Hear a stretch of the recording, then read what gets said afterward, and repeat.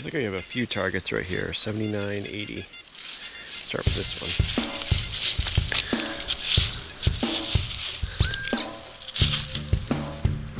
Get out of town.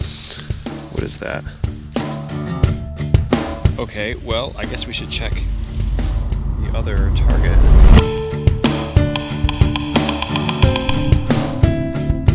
Well, hey folks, my name is Brad. If you happen to be new to my videos, I explore the mountains of Vermont searching for treasure with my metal detector. And today I find myself once again up in the mountains of Vermont, standing next to an old stone foundation from a home that was here over 200 years ago. And I've brought my metal detector to see what treasures we might be able to find in the ground. Now, if this happens to be one of the first of my videos that you've seen, I publish one of these every single Friday. So if you like what you see here today, consider hitting that subscribe button, or just come on back next week. I'm gonna get that metal detector turned on and see what we can find. 72.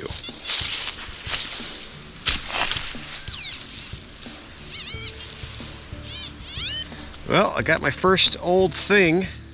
Yeah, so this is a classic white bronze button, and a lot of folks call these tomback. I have stopped calling them tomback because tomback is generally a yellow metal, and these are almost always white. That being said, this one has a reddish hue, which they would achieve by mixing in different types of metals. I know arsenic is one people love citing.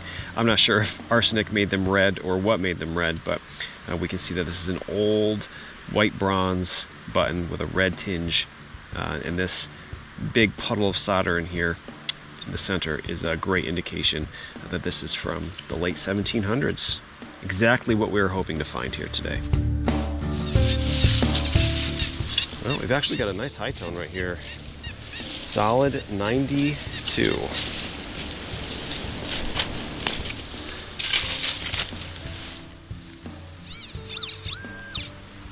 Here, that looks like an old coin.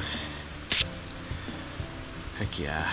Now, whenever I come to an old cellar hole like this up in the mountains, it's in the middle of absolutely nowhere, there's no roads or trails coming here, it's always going to be in the back of my head, maybe this place has been metal detected before. And I was starting to get that idea because despite all of the nails in the ground here, there doesn't seem to be a whole lot of non-iron targets, things like buttons and buckles. That being said, this target that I just had was so loud and beautiful, it would have been hard to miss by anybody who may have come before me. And what we have here is an old coin, a big copper 1-cent coin. And honestly, it could be anything. It could be from colonial times, it could be a large cent.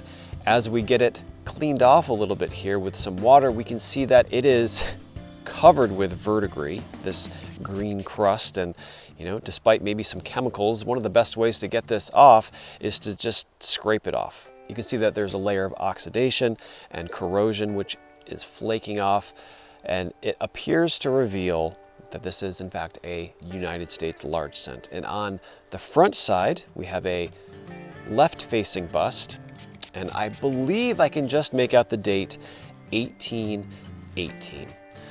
Awesome old coin, United States large cent. Any day you can find a coin over 200 years old, it's a good one in my book. Awesome. You see it?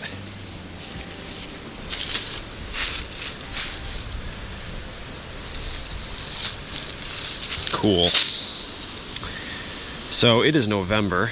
So this would have been dropped off in the spring, and you can see all of the points have been eaten by critters, squirrels and mice. Say, like the calcium.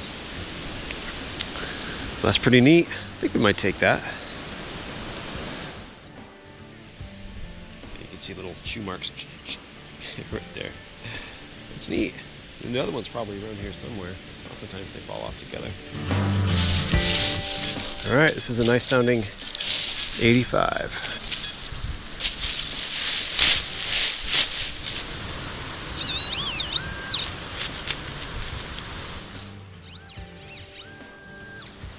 Whoa, what is that? Well, when I got that 80s target on the metal detector, I was hoping for another coin. But what we actually have here is a piece of hardware. We can see there's 2 holes on either side. It has an oblong shape to it, and it is made out of a nice solid bronze. This, I am 90% sure, went to a saddle. There are some drawer pull escutcheons that look very, very similar to this, but because this curved shape this has, I'm fairly confident this went to a saddle, and it was one of 2 different parts of what we call a strap guide. So you can imagine a small square piece that would have inset into these holes and then allowed a strap to be held down in a particular place along the saddle. This would have just simply been the back plate. Oftentimes when I have found these, the other part, which is also brass or bronze, is in the area right when these things fell or broke off of the saddle. Typically they were together, so I'll have to keep an eye out for any more nice high targets out here. Great find, makes sense being here. These folks no doubt had horses for travel and for farming. I lost a strap guide. Well, a little bit slow with the cellar hole, so we're going to go do some exploring in the many pastures which are on the same property. There may be an old home site in the middle of one, according to my research, so we'll see if we can find that, but I have a feeling we'll end up back in the woods.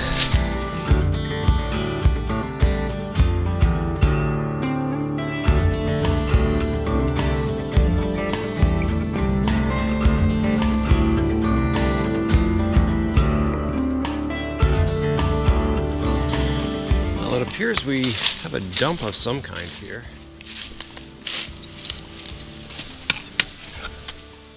It's a big long iron bar. Looks like maybe a culvert of some kind.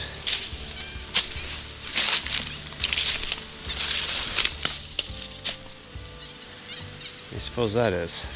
Can't tell.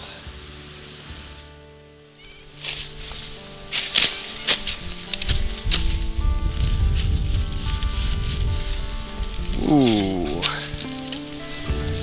Wow. Model Dairy. Pittsfield, Mass. Well, I am always on the lookout for old bottles, old crocks, any intact glass at old colonial or 1800 cellar holes. This dump that I just stumbled upon is not from that time, less than 100 years old. But I'm still on the lookout for intact bottles, and the one I just found is a beauty. Of all of the bottles that I find that have been thrown away, discarded, milk bottles are among the most rare for me. And this one is totally intact, not a chip on it. And as we can see, it says model, or I guess maybe Model Dairy, Pittsfield, Massachusetts. Now, as far as I understand it, via some research on my phone just now, this dairy was in operation starting in 1921 and going out of business around 1967. So if you are from the Pittsfield or southern Vermont area, perhaps you actually remember this dairy. It sounds like Friendly's ice cream was a big contributor to putting this dairy out of business, unfortunately. Awesome find. I always get excited about glass because obviously you can't find it with a metal detector. It's just happenstance, and it's always very exciting for me when that does happen. Awesome old bottle.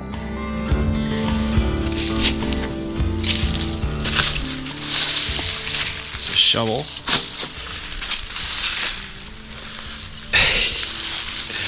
There's a boot.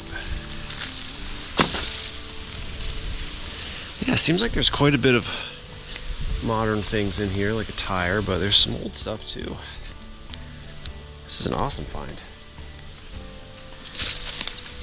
Ooh, here's another bottle. What do we think?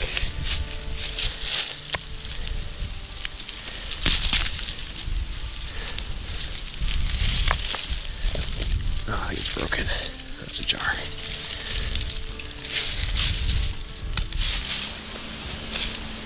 Ooh, this is what I'm always looking for.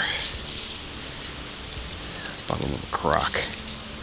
Some blue on there. Imagine if that whole thing was out here.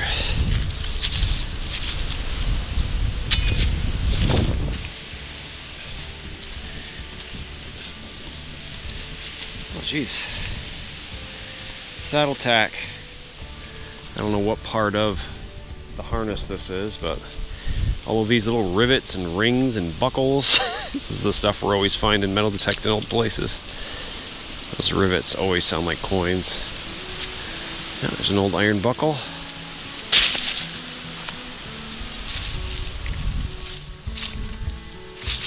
Cool spot.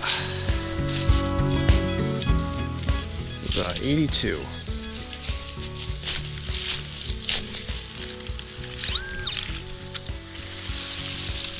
It's a little disc of some kind. Ooh, it's an Indian. Nice.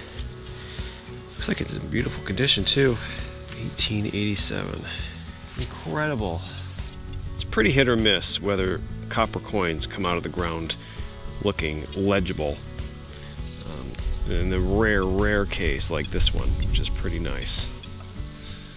1 cent. 1887.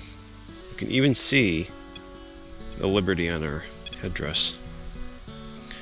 Man, that's a beautiful coin. It's a little bit crumbly around the edges, but they don't look like that very often, that's for sure.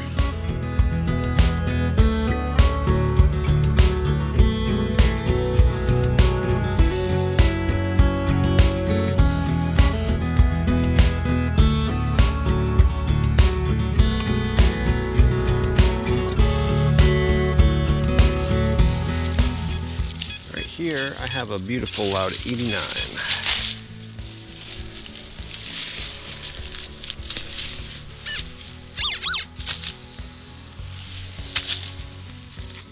Well, I didn't even have to get all of the dirt cleaned off of this little treasure to know exactly what it is. It has such an iconic shape and looks so much like the Batman logo that people within this hobby of metal detecting have come to call them Batwing buckles. Now these come in a variety of different sizes. This is among the smallest that I have found. And I have heard these called baldric buckles. A baldric is something that you would carry a sword around on. Although I strongly feel that these were just horse and oxen tack because I have found upwards of 50 of them. And that would certainly be a lot of people walking around with swords up in the mountains of Vermont. It makes a whole lot more sense these were for saddles and harnesses and things on large animals. This one is much like many of the others I find, totally intact, a beautiful solid brass or bronze. A lot of times they have a beautiful shiny green patina on them. This one may as well once I get it cleaned up a little bit. Awesome old buckle, maybe from a baldric, but more than likely from a saddle. Great find. 86.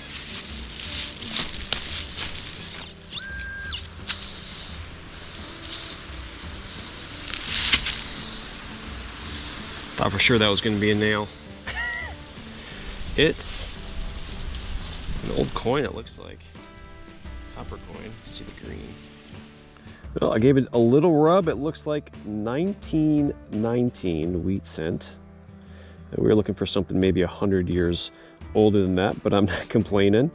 And, you know, we're always looking for that 1909. And, you know, from the comments of my videos, seems like I should be on the lookout for the 1909 SVDB.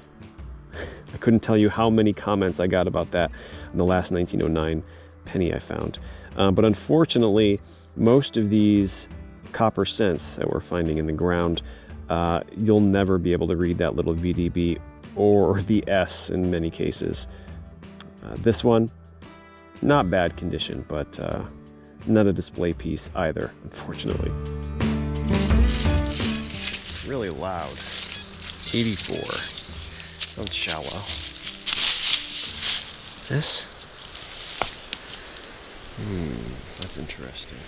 Well, this is one of the more peculiar things I have found recently at an old place like this. And when I first dug it up, I knew instantly that it is a piece of lead pipe, and actually got a little bit excited because that means they were moving water from more than likely a spring close by to the household. And that also means that if I metal detect in between the house and the spring. Maybe we can find some more treasures. But as I took a closer look at this fragment of lead pipe, I noticed half of it is just absolutely covered with teeth marks, like somebody or something was just chowing down on just half of this piece of lead pipe. Now, when we find musket balls, sometimes they have teeth mark in them, and we like to speculate, you know, that classic bite the bullet, and a soldier's in pain, they have to bite down on this lead bullet.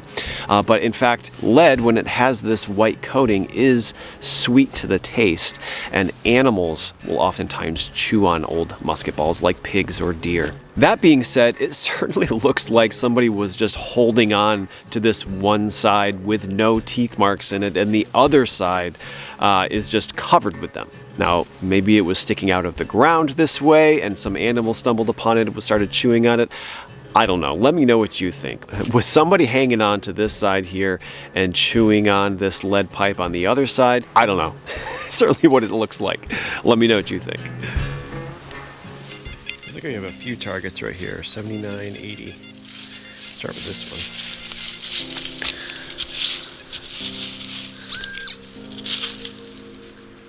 Get out of town. What is that?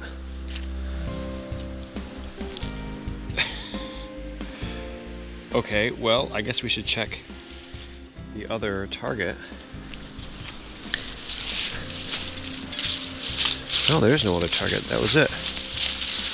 It's just double beeping. What I love about old places like this, as opposed to, say, a park, for example, anytime your target registers a very high number, there's a very good likelihood it's going to be a coin or an old buckle or something I get excited about. And what we did end up with is, I believe, a coin.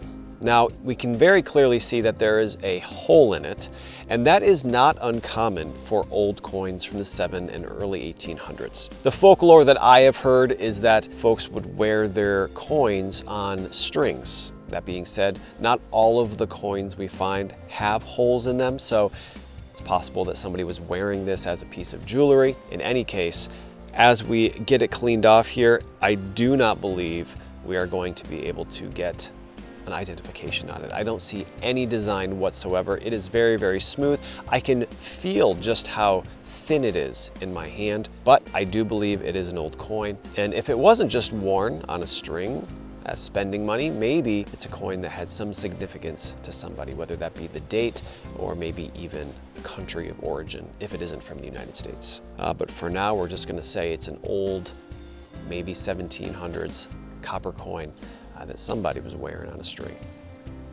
Really, really cool old find. All right, folks, well, it is November now, which means the days are incredibly short, way too short. Feels like I just got out here and got going and started finding things before, you know, I look over and the sun is starting to set, so I have to get out of the woods. It was a bit slim pickings, not a whole lot of targets, but I did manage to find quite a few buttons and at least a couple old coins, which to me makes it a great day. I hope you enjoyed today's video. If you happen to enjoy it so much, you'd like to see a slightly longer version with more site context, more finds, and even some outtakes. You hear that? Consider becoming a Green Mountain member. All of the information for that will be down below this video in the comments section. Thanks again for watching. Hopefully you'll join me next week for another new adventure somewhere up here in the mountains of Vermont.